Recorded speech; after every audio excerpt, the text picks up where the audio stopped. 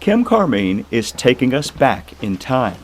I just call it my World War II room. This entire room of his home I got those in Normandy. is dedicated to the greatest generation who saved the world 80 years ago.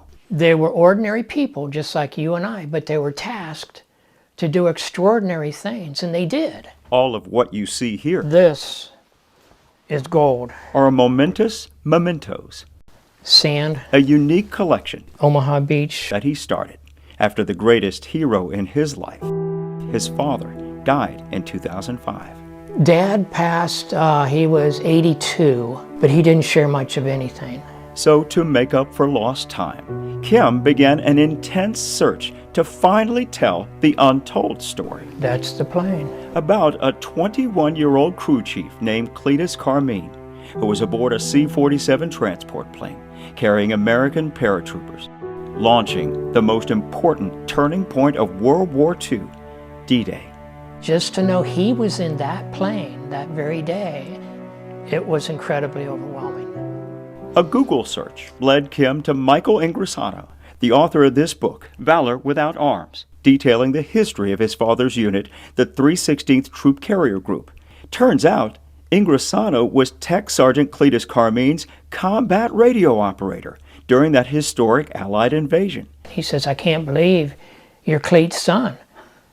And I says, I can't believe you knew my dad. What's more, Kim attended what became the final reunion of the 316th, where he met Ingrasano, pictured on the left, and D-Day pilot William Printable on the right. It was that unexpected meeting that propelled Kim to one more discovery, the actual plane that carried his father over Normandy on June 6, 1944. I was sobbing. I mean, I had tears in my eyes and we had to pause. Kim, reliving that moment from 12 years ago, a trip that he took with his wife Kate to Hurlburt Field in Florida, to not only see that combat plane in person, but also feel his father's presence. There was a picture of me reaching up and touching the propeller. And as emotional of a day it was one of the most incredible and rewarding things I've ever done in my entire life. And since then, We've been to 6 overseas cemeteries. Kim's crusade to honor sacrifice It just means that much to me. keeps piling up in this room. I'm doing my part to recognize them and remember.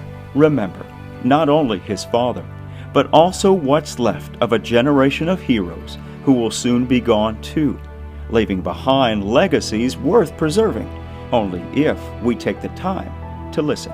We have their history, we have their memories, and we have us. We have to keep telling the story.